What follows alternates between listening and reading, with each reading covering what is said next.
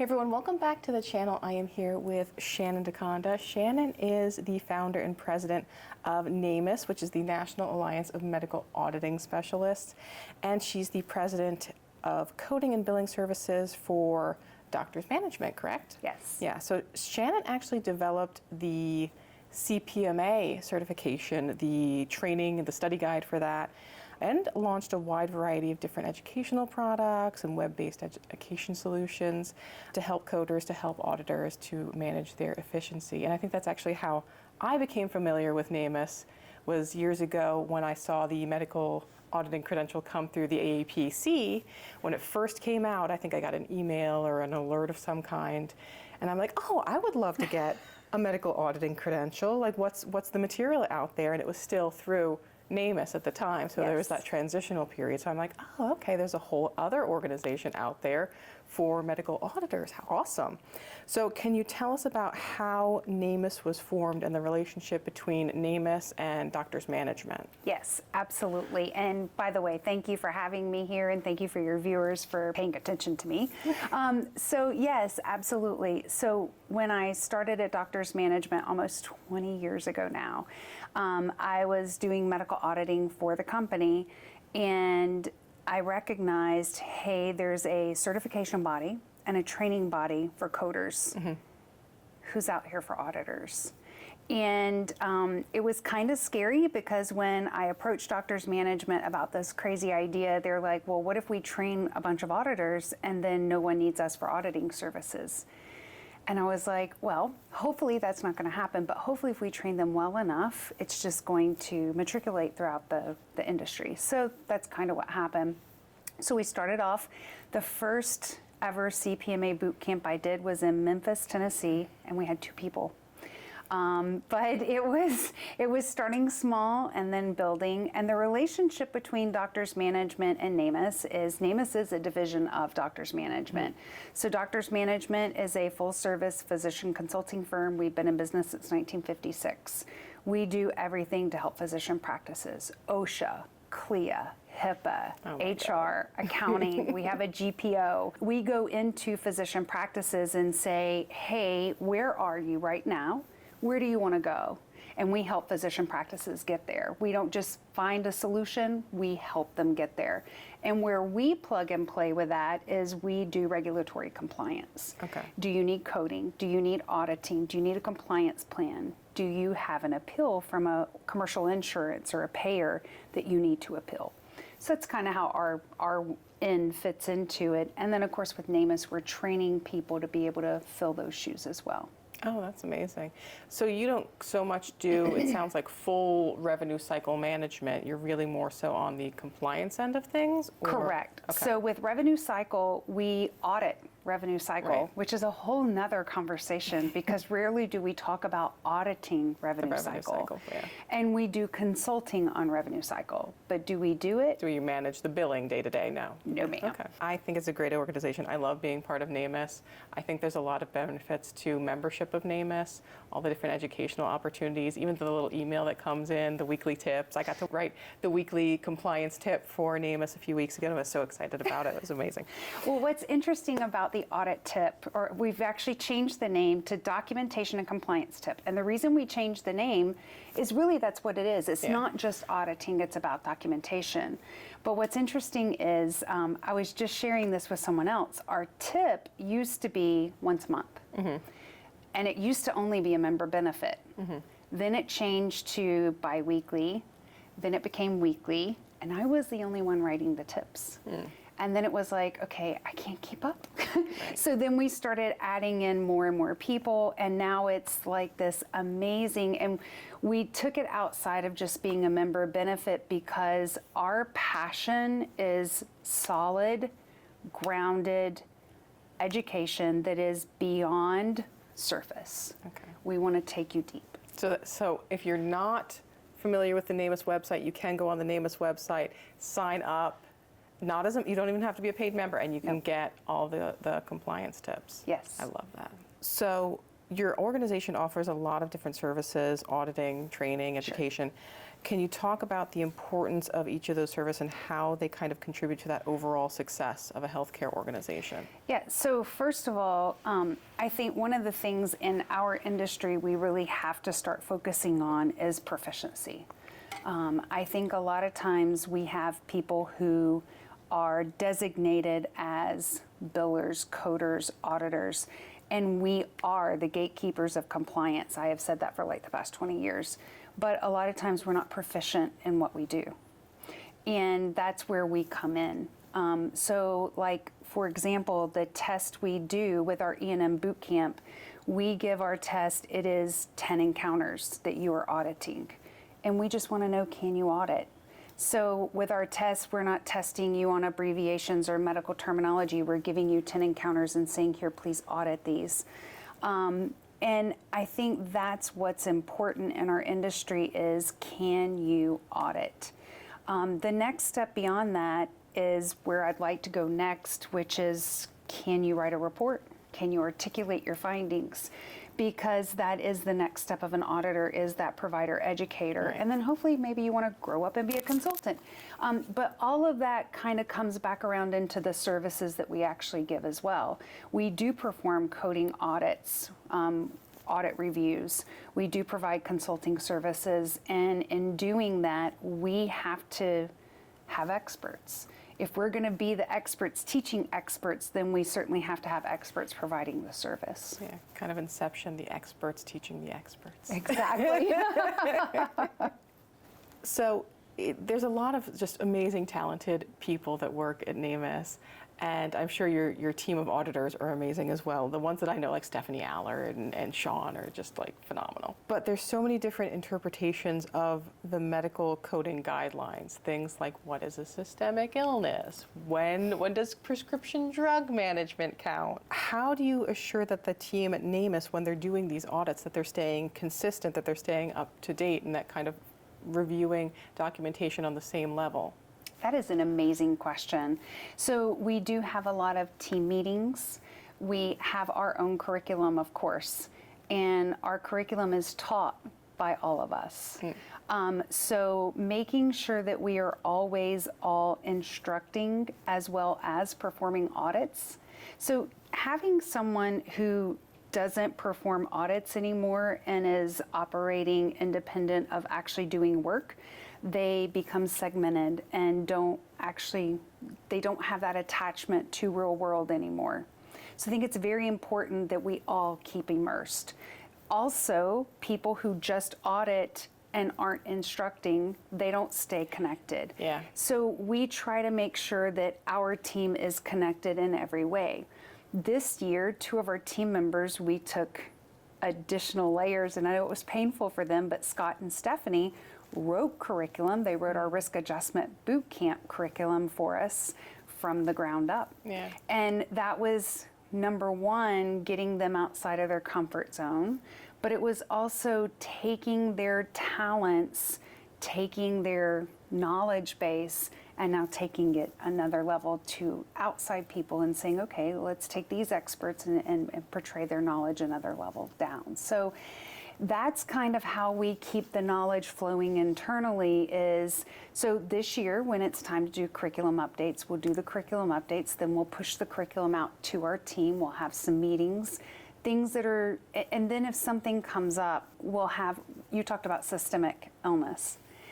I presented at a pediatric EMR conference, and I had a pediatrician help me with that systemic illness. And the way he helped me understand it was great. So I went back to our team and gave our team that same example in one of our team meetings. So all of that are things that we always try to do with each other is we are a team, we're synergy. We know people come to us. And with our Ask the Expert as part of our membership benefits, people are always sending in those questions and asking us things. Those questions get bounced around on us. So I have to tell you, it really sharpens your skills internally because there aren't many questions we haven't been asked. Yeah. So it really helps us stay acute. Yeah. I think oftentimes training is sometimes the best way to learn as well. Sometimes if I'm learning a new concept, what I'll do is I'll read like a couple of paragraphs of text and I'll go, okay, I'm going to pretend that I'm explaining this back now to someone, and that helps me retain the information. Yeah. That's actually a great idea, because if you can then give out what you've learned, then you've definitely retained it. What do you think are some of the most important skills to have as an auditor, and what would you recommend that someone who's interested in a career in auditing do to prepare for that? Like the starter up coder, they just got their CPC, or maybe they have a year or two experience, and I want to be an auditor. What should I do? So I think the first thing to do is understand what really is the difference between coding and auditing. What do you think is the difference between coding and auditing? See, this is where the tables get turned, and now I'm going to interview Victoria. I don't like this part. Well, I think with auditing, you have to be able to articulate your reasoning. I think that's a big part of it, is being able to not just produce the code, but the thought process behind it and the support of why it is that code. And I get into this argument sometimes with well, not argument, but I've had situations, I'll say, in the past where as a manager I was maybe interviewing someone for an auditing position, because I used to manage a team of auditors, educators at Lancaster General Health. And people would say like, oh, yeah, I've audited in the past. And I'd go, oh, well, how did you formulate your corrective action plans? Did you do the follow-up education? How did you do your reports? Oh. And then you find out that it was really more that they were going through like edits in the system, which is important and quality work and a great stepping stone, but not the same as doing a formal audit process. Absolutely. Yeah. Now, before I answer your question, I'm going to ask you another question. Coding validation. Mm-hmm. Do you consider that auditing? And before you answer that, let's lay the groundwork. Coding validation is my doctor assigned an E&M code, and I am going to validate if that code is correct before the claim goes out. Is that auditing or is that coding? I think I would refer to that as quality assurance. Oh, it's a stepping block to auditing, but not quite what I would title a formal auditor. Do you see why I led you down this rabbit hole? No, why? Because you said, if I am a coder and I'm wanting to go into auditing, what are some steps? Okay. Validation is a great step. Yeah. Because a lot of times when you're internal and you're put in that validation role, what they really want is you to start giving those physicians, those providers, some feedback to prevent those codes from having to be changed. Right. So a lot of times that's a good step. The real difference, I agree with you, the difference between coding and auditing is analysis. Really, auditing could be viewed as cheating because we have the codes, right? Yeah. A coder has to look at that note and figure out the codes. An auditor gets the codes. We just have to make sure the codes were right. Right. But sometimes that's harder because we have medical necessity, which there are no rules for. There's so many gray areas. And then sometimes we have the go back and forth with the provider or the physician on why it's right or why it's wrong. If you're looking to make that next step, the first thing I have is a lot of times people are like, oh, I'm scared to take that next step in auditing. Well, first of all, stop being scared, because in reality, there is no difference between coding and auditing except analysis. Mm-hmm. You can be an auditor without having to give a physician or a provider feedback. There are roles and positions where you don't have to be forward-facing. So I think that's it, is do your due diligence of understanding, then do things like listen to free educational resources or get our our documentation and compliance tips. Be part of our membership where you're getting that weekly education that's next level. What you have to do as an auditor is people, all of a sudden you're this auditor and people start asking you start questions. They start asking you questions about credentialing and incident to. So you have to expand your knowledge base, because you are going to get hit with questions that you're like, I didn't know, but getting an A, not a CPCA, but an A behind my name of an auditor, I'm going to get hit with all of these different kinds of questions. Yeah.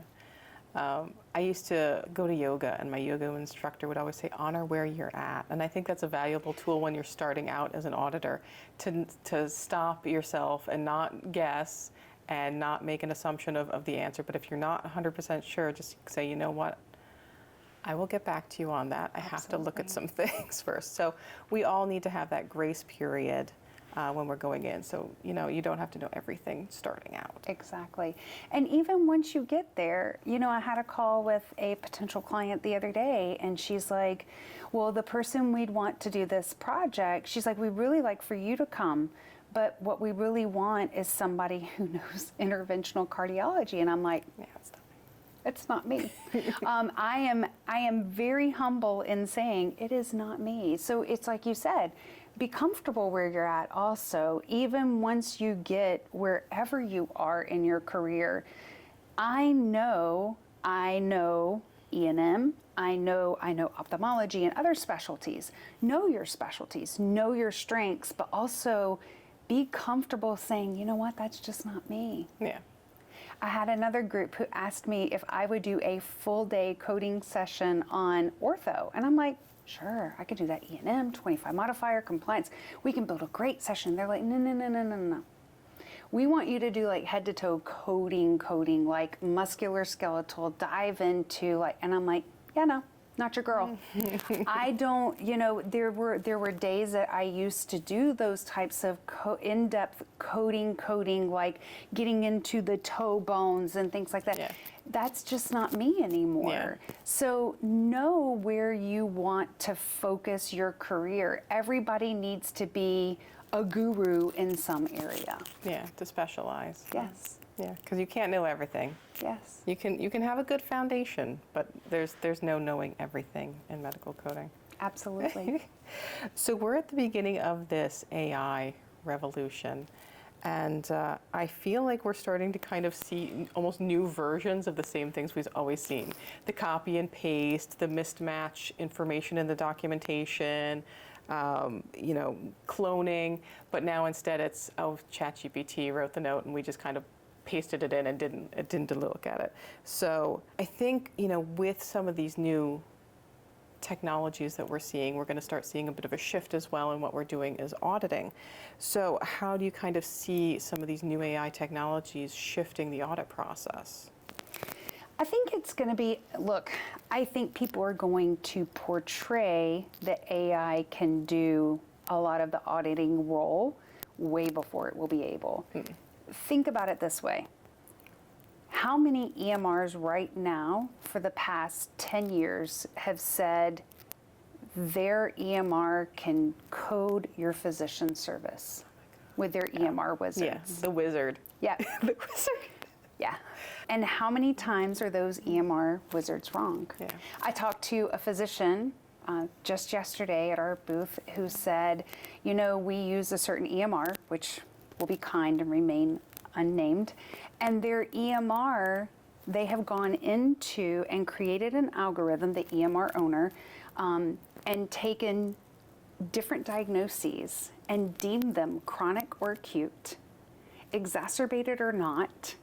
So if I say a patient has diabetes with hyperlipidemia, that is automatically going to make it chronic with exacerbation. So their algorithm does that. Really? Who can say that diabetes with hyperlipidemia is always chronic and exacerbated? So my point is, we've already had this type of AI in our industry.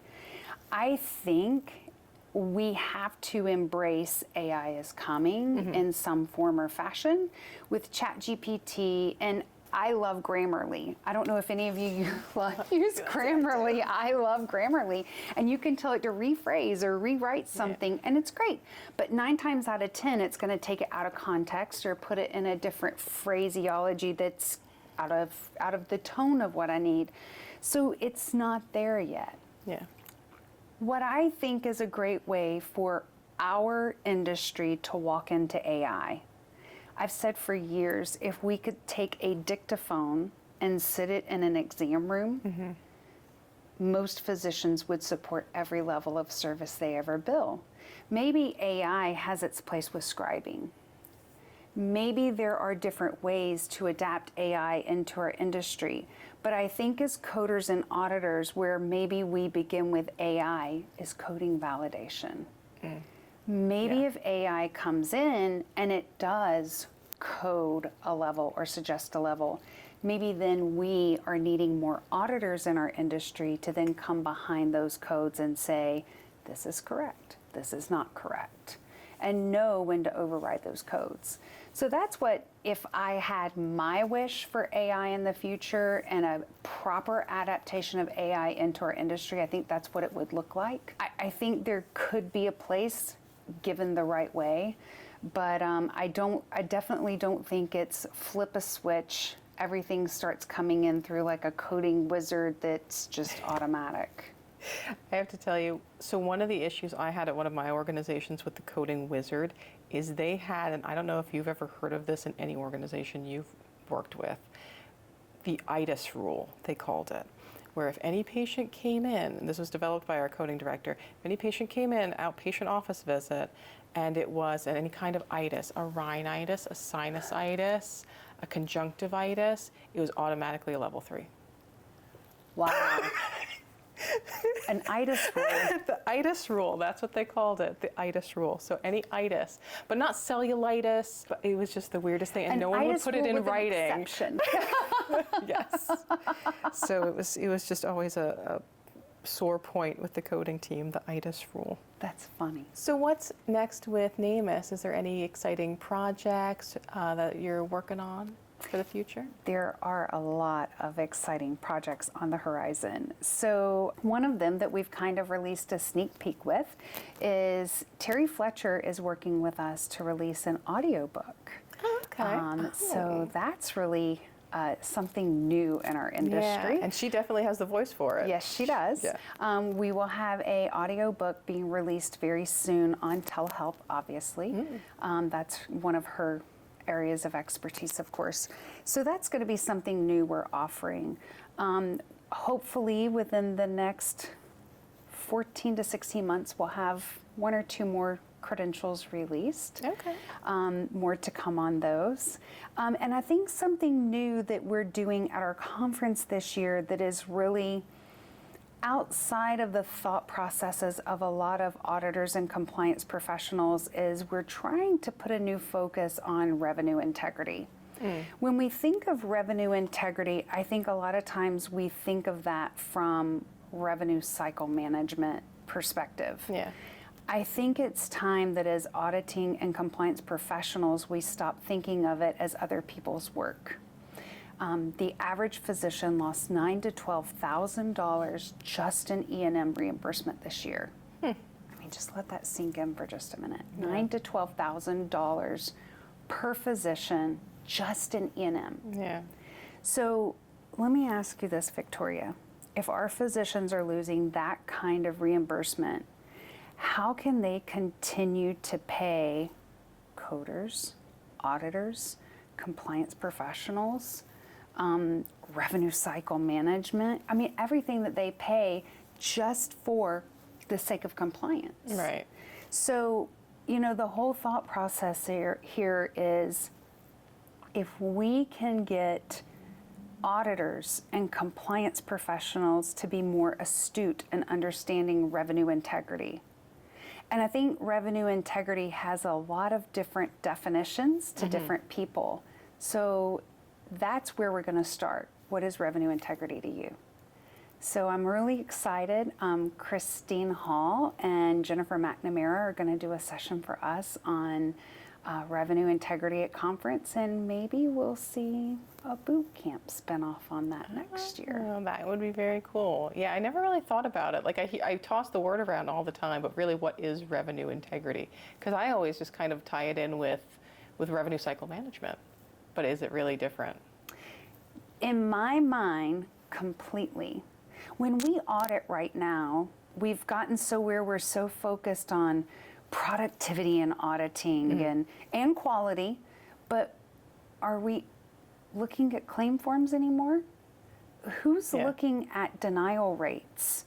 Who's looking to make sure that we're getting paid what we're supposed to be getting paid? Who's looking to make sure all of these different things within revenue? And, I shudder to mention this because some people will think it's wrong, but if your provider did do a service that they didn't bill for, will you know that if you're not looking at the claim form when you audit? Yeah. But if you're not looking at the claim form and you're an auditor, you're missing that revenue integrity opportunity Right. for feedback. So those are some of the things that we kind of want to pull together to say, as compliance, as auditing, when we stopped this piece of auditing and daily work profiles, we're no longer maintaining revenue integrity. That piece has just kind of fallen by the wayside. It's time for us to pick it back up. If we're losing $9,000 to $12,000 a year, somebody has to make sure that the revenue we're not losing, we're holding on tight to it, Yeah. and we're spending it well. And I think who better to do that than auditors and compliance professionals? Absolutely. This was amazing. Thank you so much, Shannon, for coming Absolutely. and speaking with me today. I'm so excited to hear more about the services that NAMUS is developing. But I have a question for you. What's next? What's next for me? What's next for you? So what's next for me is trying to get some more projects under my belt. I feel like I'm slipping a little bit on that because I'm so busy making YouTube videos, I'm so busy making TikToks, and finding those little projects in between, trying to get for that, because I feel like I'm losing some of my touch on my day-to-day auditing. So I'm trying to get that back in. I'm working on some resources as well for myself to develop. I don't want to say study guides, but something along coder study tools, we'll say. Working on those as well. But I'm loving the studio. I'm loving getting to come out to conference again and meet with people. We're So glad you're here. that's what I'm working on. Well, great. Yeah. So see, I got to interview Victoria just a little bit. Not too much to make her feel uncomfortable. Well, thank you so much. I really appreciate you coming on today for the channel and for my viewers. And I will link below where you can find all the information on NAMUS and how to connect with Shannon as well. Thank you, Victoria. Thank you, everyone.